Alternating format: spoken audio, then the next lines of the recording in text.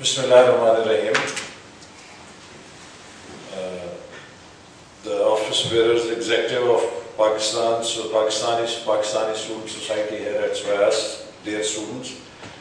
It is indeed a very proud privilege for me to be addressing you here at SOAS, because this is one of the leading institutes of UK and it particularly specializes in our area. Today, we in Pakistan, as you are all aware, are passing through some very challenging times. And Pakistan, unfortunately, is still evolving after 64 years to find a system or to find the equilibrium which will put it on a very stable, sustainable path to development. Pakistan has undergone some very fundamental changes in the recent past, and we normally discuss Pakistan in a very negative note or in a negative manner, because the current performance of the government or the state of the economy is not very pleasant or very good. So therefore it is very common, you find that the normal discourse which one gets to hear about Pakistan is very negative. But I have maintained that in order to assess the true picture of Pakistan, we need to look at two types of factors. And these two types of factors speak for the health of any system, whether as individuals or societies or organizations. We have one set of factors which relate to any system, which may be called weather factors.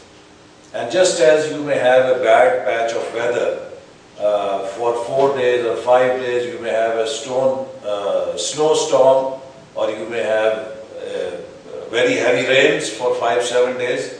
But that patch of bad weather does not mean that the life after this storm is over will be equally bad. Because storm is storm, it comes and it passes, and then there is sunshine. And then there is another set of factors which is called climate factors. And the climate factors are the ones which relate to the ecosystem of any system. And these factors actually relate to the long-term survivability of that system. So in case of Pakistan, if we look at the weather factors, they are unfortunately all very gloomy and negative. The state of economy is not good. In last 3.5 years, the performance of the government as far as economy of Pakistan is concerned has been very dismal. And what we see is that there is, this is the 4th year we have double-digit inflation. We have average of 2.5% growth rate, even though in Asia all other countries are growing much faster. Even in South Asia, India, Bangladesh, Sri Lanka are doing better than us. So the growth rate is very low. And then in last 3.5 years, we have seen that the public debt has almost doubled. So these are some of the very gloomy indicators on the state of economy. Similarly, we see that law and order situation is also deteriorating, and kind of Afghanistan tribal area situation is having a very destabilizing effect on our domestic peace and security. Corruption is very high. What we see and find in the government institutions, that over last 3.5 years, all state enterprises have become dysfunctional one after another, whether it is PIA, railways, steel mills or other state corporations. As a matter of fact, in last 3.5 years, we have lost over $12 billion in losses on account of state enterprises, which is purely mismanagement. So these all weather factors are very gloomy. But then there is another set of factors which I said are climate factors. Fortunately, all the climate factors for Pakistan have a positive trajectory. It is very common that today many experts in the West, they speak about Pakistan as another failed state or a state which is about to fail. I normally call these experts Google experts because they only Google Pakistan and they search for some articles, old articles, and on the basis of those articles they form their opinion or they produce some new literature. There are very few experts who have had the real experience of living in Pakistan and understanding Pakistan, what kind of transformation Pakistani society is undergoing.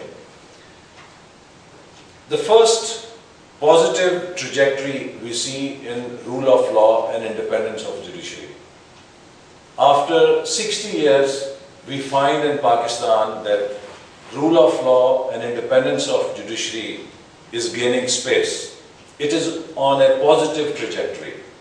Now, I have not come across any society in human history or any country in human history which has failed where the cause of rule of law is on the positive trajectory. Because societies and countries survive on rule of law. So if rule of law is gaining currency, there is no threat to the survivability of that country. The number two positive trajectory is for the freedom of expression. If you look at Pakistan today, media is becoming more and more independent. Freedom of media is again gaining space, even though the forces of status quo continue to challenge this freedom of expression. We have instances like Salim Shahzad. We have killings of journalists in Karachi and in tribal areas. But each of this incident has not bullied or has not made media any timid. But actually media has still exerted its independence more and further, which again shows and establishes that media is also on the positive trajectory, which has opened the debate in Pakistani society to levels which were never known in Pakistan. For example, the manner in which extension of the army chief was debated and discussed on television channels was unthinkable 10 or 20 years ago. The third positive trajectory in Pakistan relates to the role of civil society. What we find in Pakistan that the civil society is growing and is becoming more and more engaged with the affairs of the state. The professionals, the educated, who previously thought that affairs of the state were purely domain of the politicians and we had nothing to do. If I am a banker, if I am an IT professional, if I am a doctor, if I am an engineer, what role do I have with political parties or with politics? That concept is changing.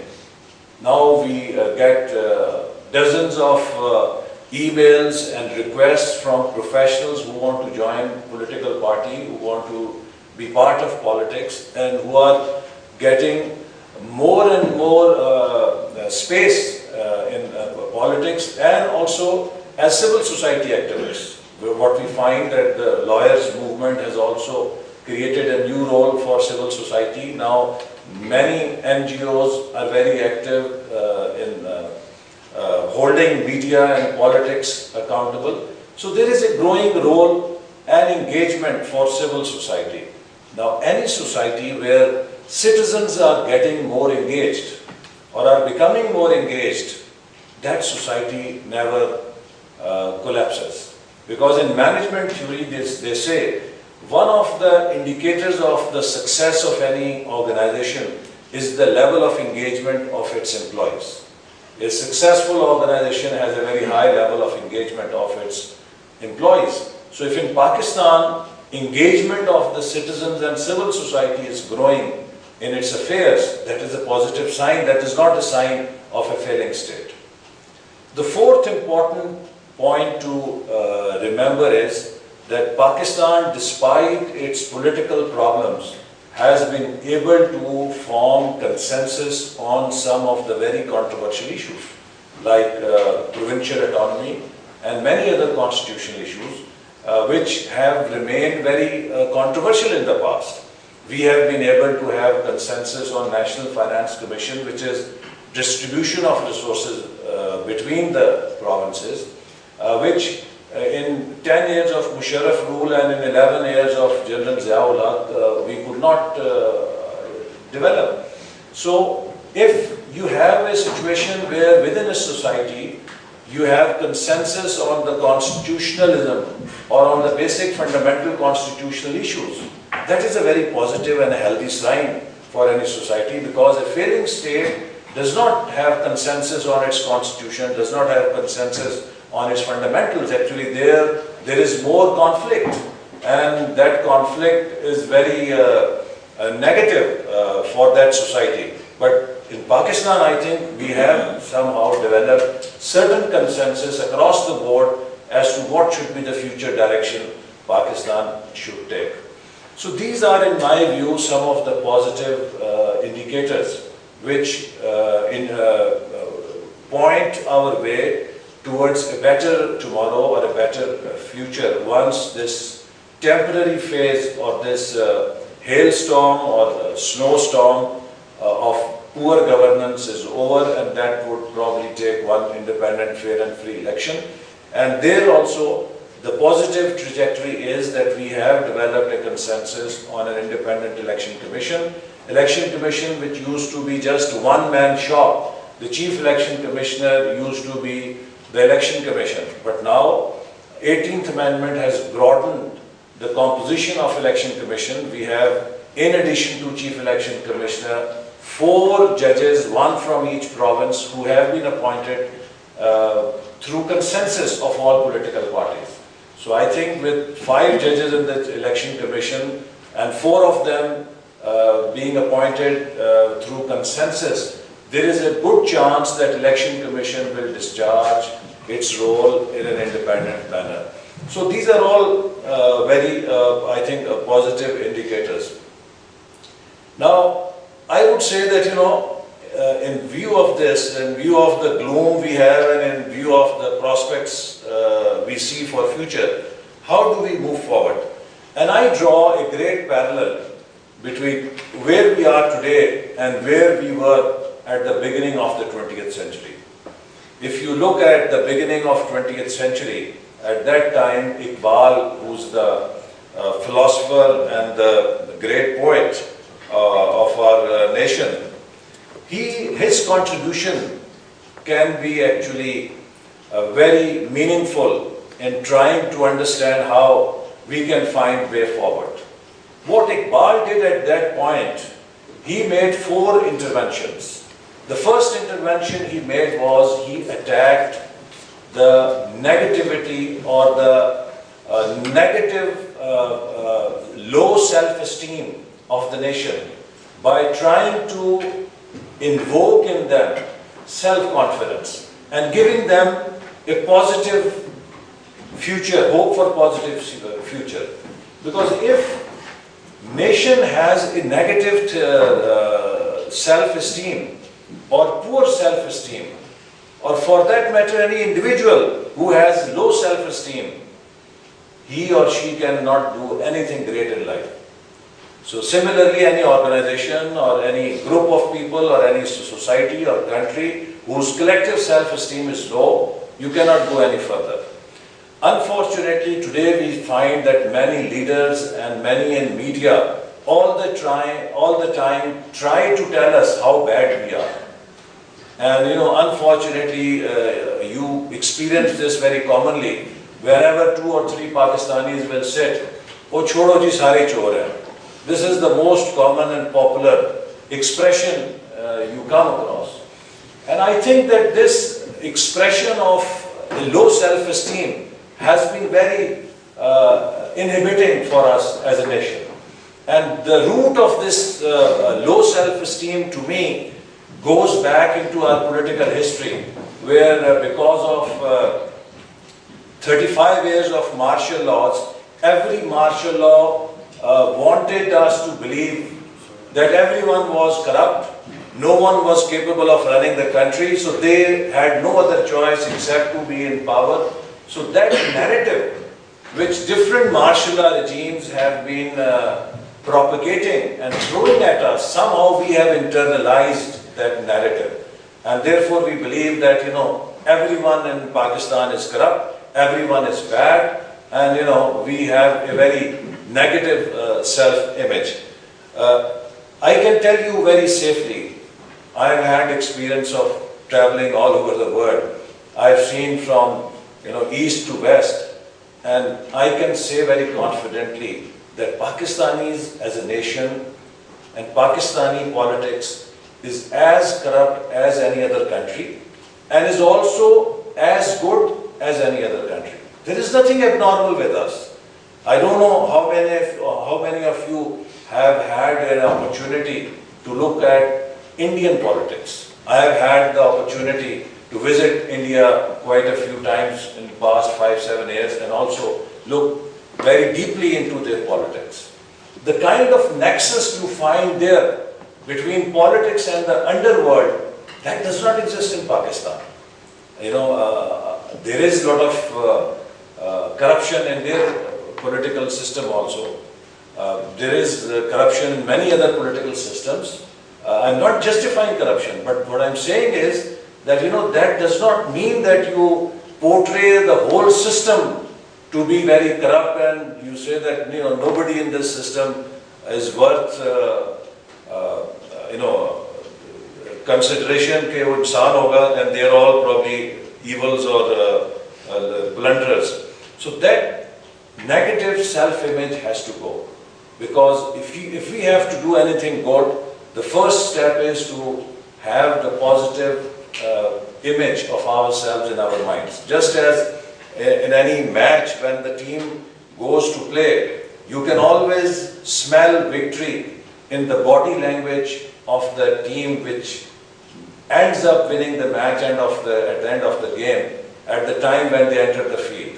They first internalize that picture of victory in their minds, and then they display it or manifest it in their game after having internalized in their minds. So we first of all, I think, need to have the right self-image, and that is that we are a very normal nation. We are as good as any other nation, and we probably have weaknesses also. We should not deny them, but we should come out of this thinking everything in Pakistan is black and there is nothing good happening in Pakistan. For example, you are very young, and I think it is very important for you to have a sense of history, because if you do not have sense of history, you will not be able to relate your present and future with what we are, because what we are comes out of our history. In 1947, Pakistan was carved out of India. Pakistan was the new state. India was not the new state. India inherited history. India inherited continuity. India inherited the seat of governance in South Asia. They did not have to make new institutions. They did not have to start or build administrative structures for the new state. But Pakistan had to do all that on a fresh plate, on a clean slate. And on top of that, Pakistan had a large number of refugees to deal with no share being given by India of its assets in United India. So we started with many handicaps. We were the new state. In 1947, India had a steel mill. Now, having a steel mill in any economy is indicator of the certain level of development of that economy. In Pakistan, the only industry was 2 small textile factories. Pakistan did not have any seaport. Karachi was not a seaport. I mean, Karachi was just maybe a city like Pasmi or Gwadar, even smaller than Gwadar, I think, in 1947. So Pakistan had no significant power generation, no telecommunication, no universities barring 2 or 3 universities, Karachi University and Punjab University. So we started with very low benchmarks, and comparing from where we were in 1947, we have come a long way.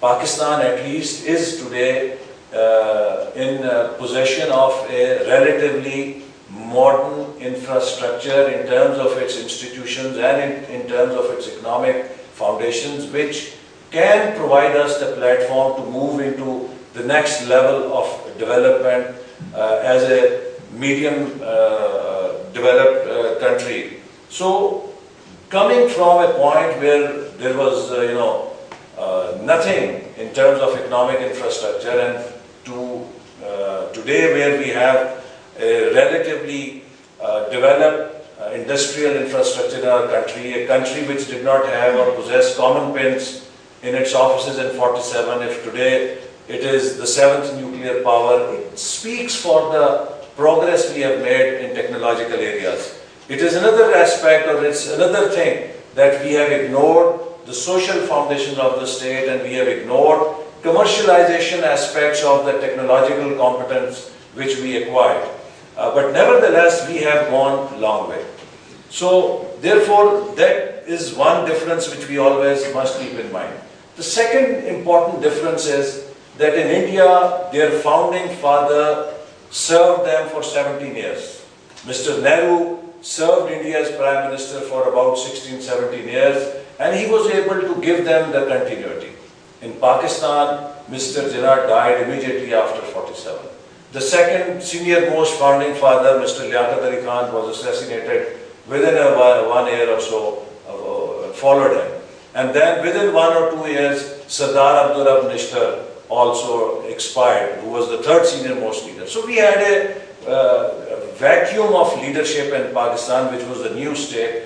And because all the 3 senior leaders died in succession in first 5 years, civil military bureaucracy was able to fill this vacuum and take over the state, which made the first distortion in our governance. So keeping this difference between India and Pakistan, if we look at the progress of Pakistan, I think we have not done as bad as we generally tend to believe. The thing which has hurt Pakistan and has not helped Pakistan realize its true potential has been our political history. We were subject to 4 martial laws. And again, I would like to share with you my view, because it is very important for you as young Pakistanis to understand our history. It is generally said, and it is generally projected, that all martial laws were brought or were imposed because the politicians failed to rise up to the occasion. The martial laws came because of the failure of the politicians. This is the biggest lie on face of the earth. Because if you look at each of those martial laws, you will see that the facts do not support this perception. The first martial law was imposed in October 1958. And at that time, elections had been called in Pakistan for February 1959. As a matter of fact, when martial law was imposed, at that time different politicians were campaigning for elections. West Pakistan, Khan Abdul Qayyum Khan was the front runner. From East Pakistan, Hussain Shahid Sohrawardi was the front runner. And if in all likelihood Hussain Shahid Sohrawardi had been allowed to become Prime Minister in February 59 elections, we would never have disintegration of East Pakistan. But why was that martial law imposed? That martial law was imposed for 2 reasons. One, which Ahsan Khan has also mentioned in his book, that Sikandar Mirza started inviting Ayub Khan's generals for a cup of tea in his Governor General house or President house.